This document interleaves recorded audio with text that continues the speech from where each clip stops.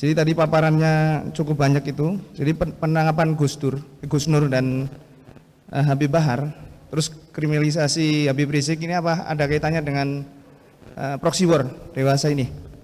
Mohon penjelasannya. Oh, ya, biasalah ya. Nanti kita gabung juga ke yang baju putih tadi, mana ya? Sebelah kanan tadi. Ya. Apakah ini dengan cyber ya, gitu ya? Terus. Bismillahirrahmanirrahim. Ya. Assalamualaikum warahmatullahi wabarakatuh. Waalaikumsalam warahmatullahi wabarakatuh. Ya, nama saya Dedi dari Pesantren Nida Al-Har.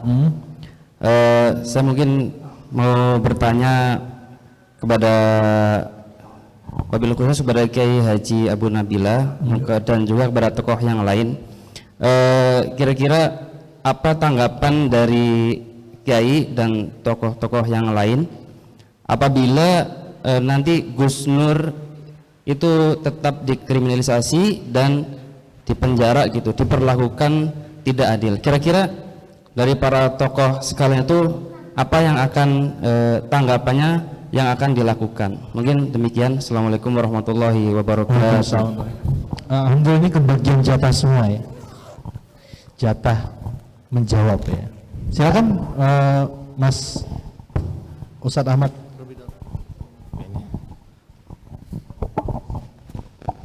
Ya, saya rangkum semua ya, dari yang kedua kemudian nanti yang pertama. Pertama, dakwah menyuruh kepada yang ma'ruf dan mencegah kepada yang mungkar itu tidak dinasah, tidak hapus kewajiban itu karena kezaliman penguasa atau keadilan penguasa. Penguasa yang adil pun tetap harus didakwahi agar melaksanakan yang ma'ruf, apalagi penguasa yang mungkar. Itu yang pertama. Yang kedua, apa yang dialami oleh ulama hari ini bukan berarti menjadi ciri eksklusif dari penguasa yang tidak menerapkan Islam. Artinya kezaliman itu juga berpotensi muncul di kekuasaan yang menerapkan Islam. Hanya kezaliman di dalam sistem demokrasi sekuler ini lebih parah. Saya ingin ingatkan bagaimana dahulu Imam Ahmad bin Hambal juga mengalami represi, padahal saat itu sistemnya Islami, pada masa ada kekhilafan Islam.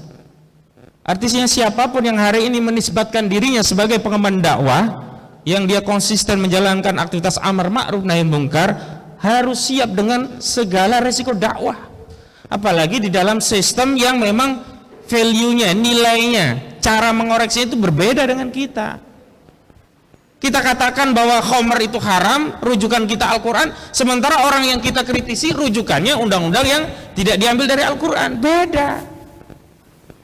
Sehingga apa? Potensi kita mendapat kezaliman jauh lebih besar ketimbang kalau sistemnya Islami. Kalau sistemnya Islami, mungkin perdebatan kita pada hal-hal yang istihadiyah, hal-hal yang masih samar, masih sumir. Tetapi di dalam sistem sekuler seperti saat ini, yang jelas Al-Quran katakan haram pun dianggap halal, dan itu ketika kita menyerukan sesuatu yang haram itu haram, yang wajib itu wajib, karena value, ukuran nilainya, normanya berbeda juganya, maka kita harus siap menghadapi konsekuensi itu. Itu yang harus kita siapkan. Maka mental pengemban dakwah itu tidak boleh merasa gagah dikala bersama-sama kemudian ciut nyali ketika sendirian. Justru ujian dakwah itu bukan ketika kita rame-rame, ketika kita sendirian. Di sanalah kita baru meyakini bahwa hanya Allah yang menolong kita, hanya Allah yang bisa menyelamatkan kita. Dan untuk mendapatkan pertolongan nasrah dari Allah, termasuk kalau kita ingin nusrah dari ahlu nusrah, itu harus meningkatkan kapasitas taat kepada Allah. Kita harus bisa menjadi wali-walinya Allah, yang lisan kita itu lisannya Allah, tangan kita itu tangannya Allah, dan kita akan dijaga langsung oleh Allah Subhanahu wa Ta'ala. Kalau sudah begitu nggak ada ketakutan gitu. Penguasa mau ngomong apapun, mau lakukan apapun, kalau Allah tidak izinkan tidak terjadi. Takbir. Saya berulang kali kepada aktivis pengemban dakwah itu saya ingatkan beberapa hal. Di antaranya adalah jangan ngarang takdir sendiri gitu loh. Kita nggak tahu takdir, kita yakin bahwa takdir Allah yang tentukan di Lauhul Mahfuz dari sejak di rahim sampai kita ke liang lahat itu sudah ditulis rinciannya, rezekinya, nanti nasibnya gimana. Kita tidak tahu, tapi kita ngarang takdir sendiri. Kalau saya dakwah, saya melawan rezim, saya kencang kepada rezim, akan ditangkap, akan dipenjara, ngarang takdir sendiri, nggak tahu kok. Dan itu yang membuat kita takut. Hari ini yang harus kita lakukan adalah yang pertama, syar'i tidak. Kalau sudah benar, syar'i kita yakin. Yang kedua, lakukan. Gak usah berpikir tentang resiko gitu loh. Sekarang saya mau tanya, apakah setiap orang yang melakukan dakwah itu kena resiko ditangkap? Apakah orang yang gak pernah dakwah gak masuk penjara? Rahmanur Rozi Mas Romi itu masuk penjara dia. Kemudian Imam Nahrawi itu masuk penjara kalau fatwa NU itu terjadi terhadap keduanya. Ini dua orang ini nggak disalatin oleh NU nih, karena nggak ada fatwa koruptor nggak boleh disalati NU gitu. Setia Novanto juga bisa disalati. Iya. Jadi risiko itu pasti ada. Tinggal kita bisa menakar sejauh apa sih risiko itu. Tentu kalau kita takar dengan akidah, risiko itu enteng. Kenapa? Apa sih risiko yang terberat dalam hidup ini, dalam dakwah ini? Mati. Sementara orang yang tidak dakwah juga bisa mati. Apakah mati resiko dakwah? Enggak.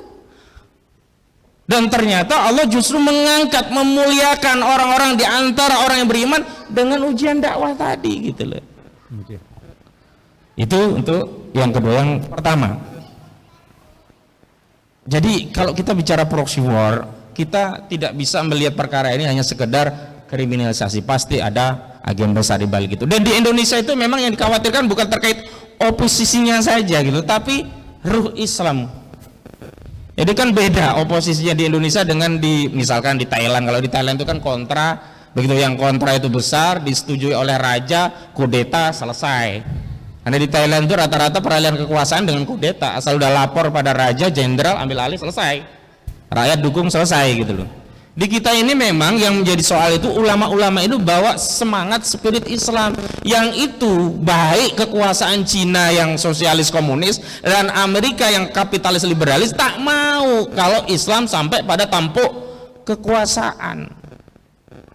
Dan peran ulama itu memang bisa menyiapkan suasana masyarakat agar apa? Dukungan kekuasaan itu diarahkan kepada Islam. Maka kalau ada ulama yang demikian yang mau bicara tentang kebenaran, memberikan apa petunjuk kepada masyarakat tentang bagaimana yang ma'ruf dan bagaimana yang mungkar, ini potensi mengancam kekuasaan.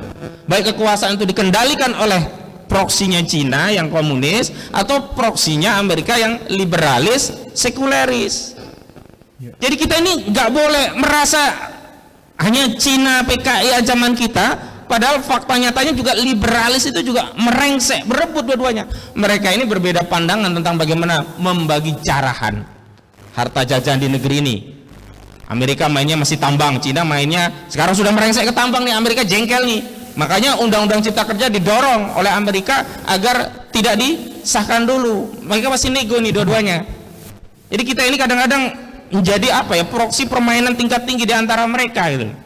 Sementara Cina sudah mulai banyak merengsek ke sektor-sektor. Nah, kalau kita bicara neraca perdagangan, perdagangan kita dengan Cina itu apa namanya? Perdagangan kita dengan Cina itu lebih besar daripada kita dengan Amerika. Defisitnya sudah 2 miliar 700 sekian US dollar dengan Cina. Dengan Amerika memang malah surplus kita. Kenapa? Banyak produk-produk Cina itu yang justru kebutuhan kita sehari-hari walaupun nilainya kecil tapi banyak semuanya disuplai oleh Cina. Dua negara ini punya kepentingan besar terhadap kita. Jadi tidak pernah lepas dari proksi. Kenapa? Karena Islam adalah ancaman ideologis bagi Amerika yang kapitalis maupun Cina yang komunis. Demikian. Ya.